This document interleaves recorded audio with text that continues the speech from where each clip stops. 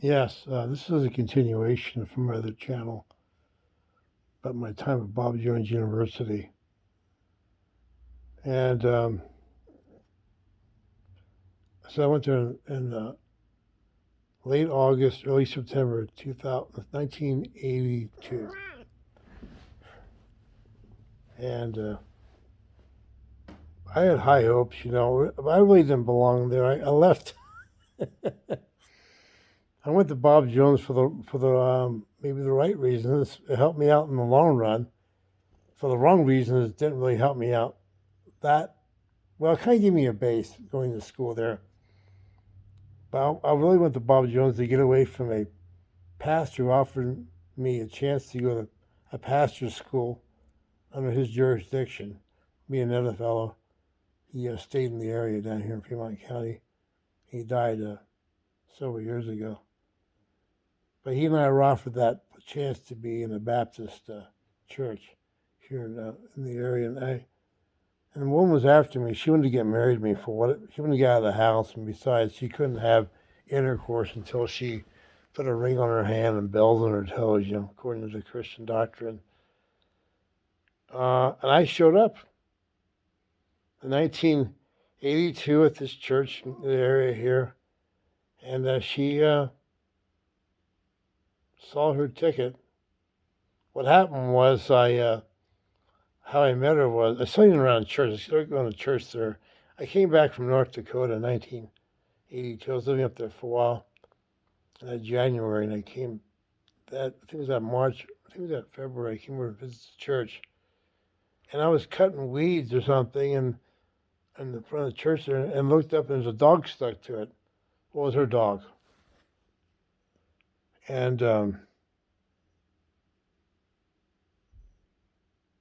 that's how we met. I wanted to get away from her. She wanted to get married to me really badly. And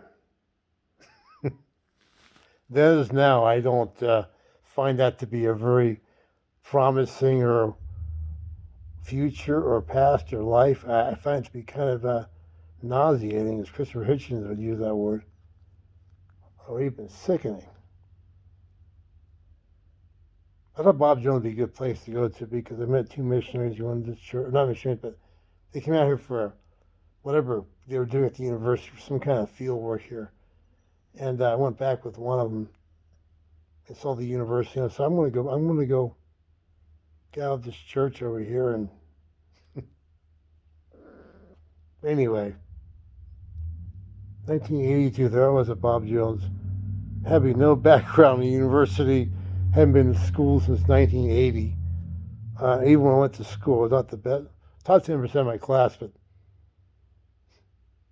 our Florence High School class of 1980.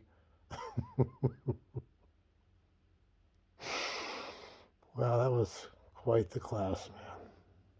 That'd be a great recollection someday. But that's the reason I left. And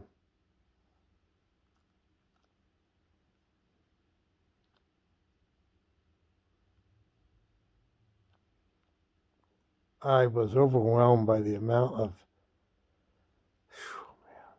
I had to take remedial English, remedial math, history 101. Oh man, I didn't know a foreign language, so I couldn't do anything really grand after not knowing in the second language. I wouldn't be an intellectual. And I went for the. But I stopped being a Christian there.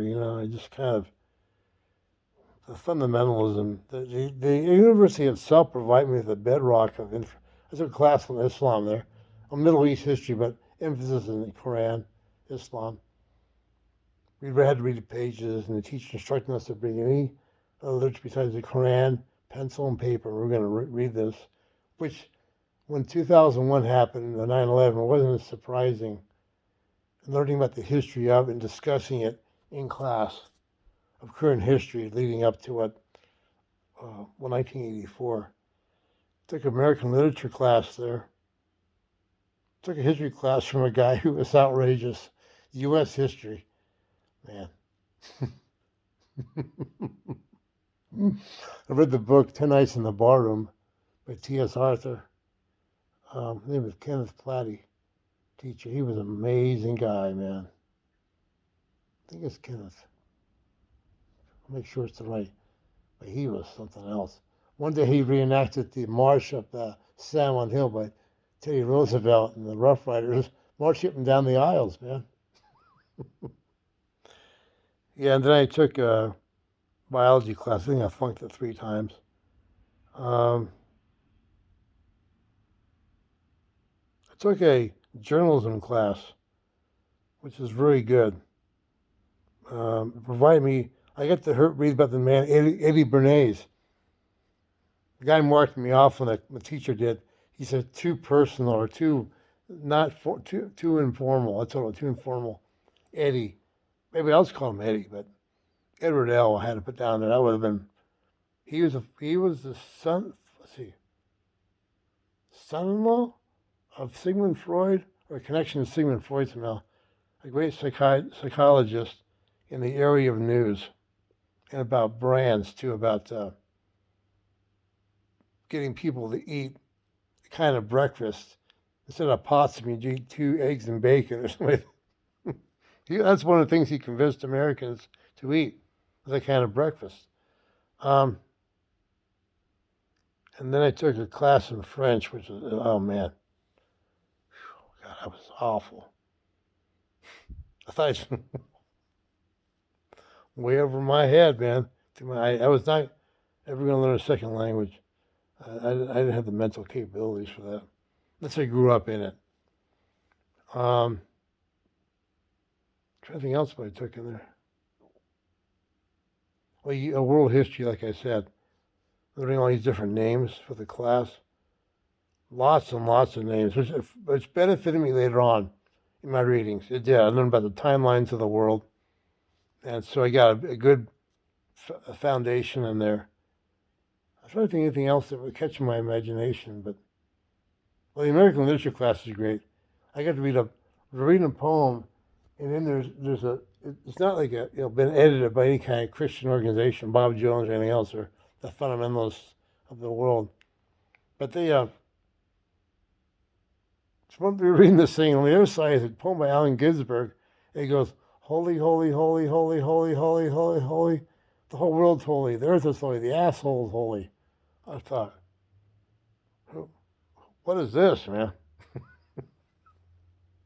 I don't think he referred to that poem in the class, but there was on the opposing page. That's this one.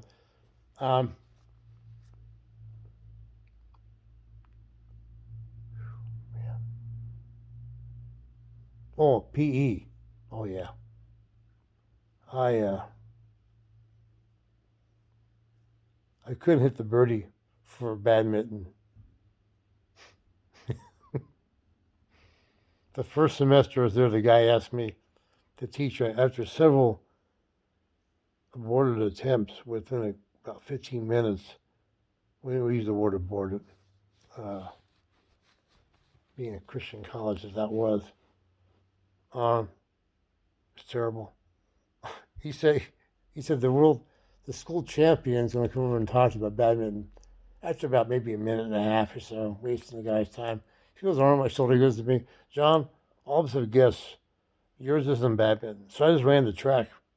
That's how I played. That's how I made my point. And I was very honest too about it. I was a very good runner, but not on a team. I could never be on a team or on a marathon or anything. I don't know what else I did there. Art, history, and what else I do? I don't know. I took a Bible class. Yeah. The guy was trying to tell us about the 4 Gospels. It was Matthew, Mark, Luke, and John. Mark was written for the people in a hurry. Matthew's writing to people of royalty, and Luke was writing for some description of the medical, and John was more spiritual than actual, something like that.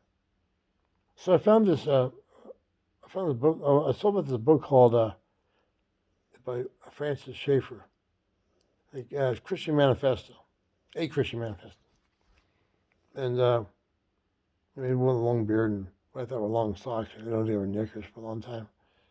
I didn't know that. That's a word that you would use in England, at least.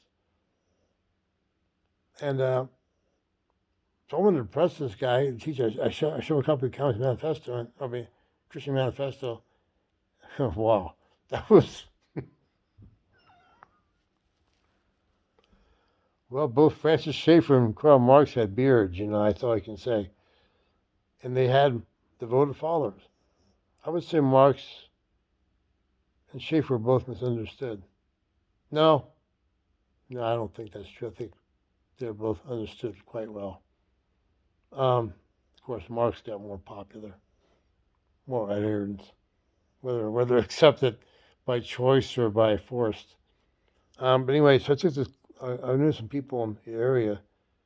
It's a long. I don't want to go into it because I don't reveal their names or they're even associated with this channel. But I wanted to impress this, and I took it up to a guy, and then the teacher, and he looked at it. They call him the guru of fundamentalism, in time when music make. The guru of fundamentalism.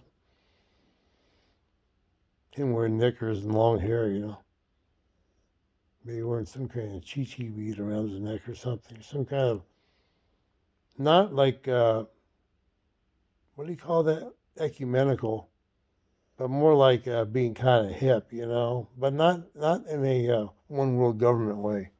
That wouldn't be good for Francis. 5 classes, that's all I took. I don't know, man. Of course, that was a lot for me, though. I had this is back when Saturday we had to go to chapel every day. It was if you get if you got a business like going into town, which I found out later about raking leaves and cutting grass. I didn't learn that the first year. I've been a lot smarter and going to chapel every Saturday. I've gotten a job, but if you had to work in the morning, they let you go. They get permission and everything. There now, they especially in church and Sunday and Saturday, they want people to go out into the world now in the big chapel. And there's like 7,000 seat amphitheater there, or maybe it's bigger than that. And I was there in 1982, 83 when Bob Jones lost his tax exemption. There's some hoot and hollering over that, man. The darn. They wouldn't let blacks or whites marry or date. That's incredible, man. When my turning point became in Bob Jones? When well, first of all, there's a man, I won't tell you his name, JB. Not BJ. JB. Not Lippincott. But he helped me out to he gave me a book, Candide by Voltaire, and I read it during my Christmas break, and that really helped me out. This is not the best of all possible worlds, but till your own garden, man. Take care of your own fucking problems. That was the moral of the story. And that led me into atheism. That and the overriding emphasis on fundamentalism, tell me how great they were, and all Catholics and all non-Bob Jones people, no fundamentalists, they're all bad. Episcopalians, they're all bad. There was a church across the street, there was a list that you couldn't have, you couldn't get access to. You couldn't go, if you were caught going there, you would get expelled. I think 150 demerits was the top number. And I think the first 3 semesters, I got 0 demerits. No, I think I got any demerits. That last, I think I got 149. Some high number. Oh, yeah. That last semester, I was never going to be returning. I pulled some shit there that was pretty. I was very close to being expelled, which would have been okay. Now, I could have gone with that. I don't know why I didn't push it. Oh, I did actually. I was kind of disappointed. In a way, I wouldn't be expelled the last semester. I skipped classes and I fell asleep during one time during that thing during March 1st or April. It's a week of sermons, a whole week. I don't think I still had it, about a whole week of sermons, if I remember right. Or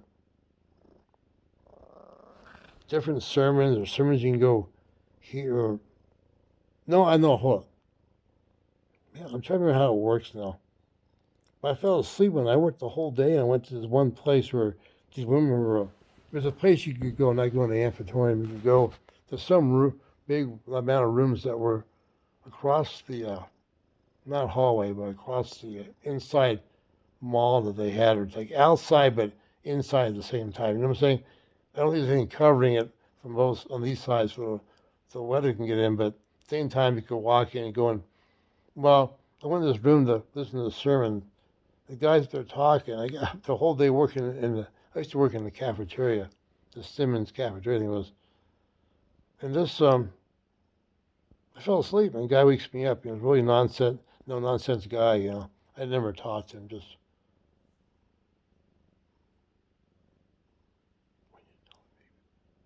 I was going to say, he told me to wake up. I remember it through my head. I was going to say, why don't you wake that baby up over there? It's sleeping. Got to hear the sermon. Yeah? I mean, it's good for me, it's good for him. Yeah? Slap it around a little bit. I didn't, though. I was on my my own. If I went to cut his day, I walked into a tree that was all roses. Not paper roses, not Marie Osmond. Whoever the hell else sang it, Peggy Lee or Patty Page. Well,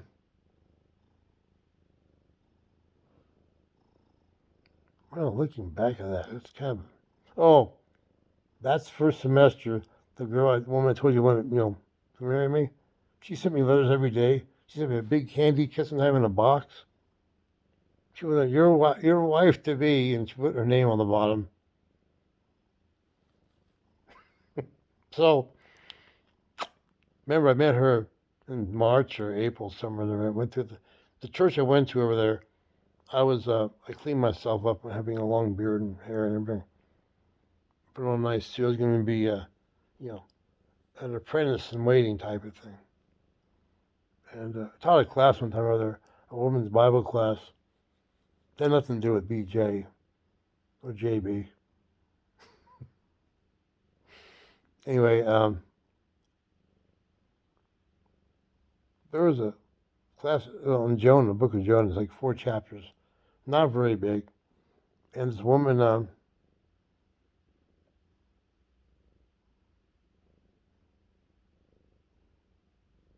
class, I went through the whole book in like half an hour, and they were all upset because I went through too fast and it was too much. I thought, yeah, I mean, you may spend a whole 30 minutes on the first maybe 15 verses. I mean, it's not a hard book to read. There's like shorter books like that, like the book of Jude, which is 1 page. There's more stuff in there than there is in the book of Jonah, as far as like some symbolic. I'm not saying the book of Jonah story isn't interesting or, doesn't take much to digest, but it's not like the book of Jude where you got all this, like maybe Habakkuk. There's one in the Old Testament. It's like 1 page, and you got even the 2-page ones, like the short books in the Old Testament. There's a lot of symbolism in those things. The book of Jonah, the only symbolism you have is, I can't think of one. Maybe there is one. Somebody can tell me what the symbol, like the gourd tree at the end, where it's being swallowed by the big fish. You know what it is? It's that some asshole guy, some SOB of a guy, doesn't want to do God's will. That's it, man. That's all it is. That's all it fucking is, man. It's like one of the greatest, repentance in the history of the world, according to the Bible, if not the biggest one. And I didn't call that. It's called Jonah, man. And the guy he's a complete shit. If you made what's the thing called, the Animal Tunes or some kind of Christian Veggie Tales? No one's ever tried a live version of Jonah and stick to the book. No side romances, no Oliver Stone type of thing, or some kind of graphic anything. Just straight movie, 4 chapters. You could do the whole thing in a couple hours, 2.5 hours. But the thing is, you'd have to have a guy you couldn't like, man. From the beginning, maybe we've already done it, but the guy doesn't change at all, man. Not even a fraction. Not even this much, man. And I learned more about that getting older than I did when I was younger. Although I probably could have read about it, it would have been condemned for that, but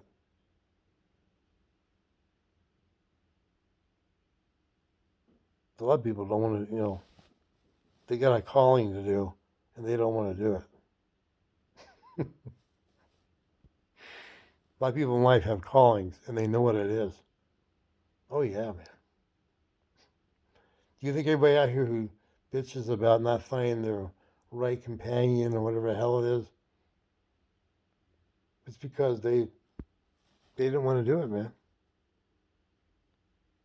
Take the work and give a fuck, You hear that stuff all the time. You go, oh my God, I wish I could have been a millionaire. Well, there's probably all kinds of chances. The other thing is being at the right place at the right time. I guess Jonah was at the right place. I don't think he was. Shouldn't have been on that boat, man. What the fuck is he doing on the boat? It never explains why he's on the boat. I don't think it does. I have to reread it.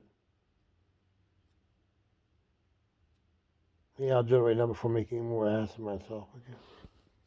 And by the way, thank you for allowing me to talk in this black and white universe. Maybe someday these will all be colored in when Don Derrickson becomes a household name.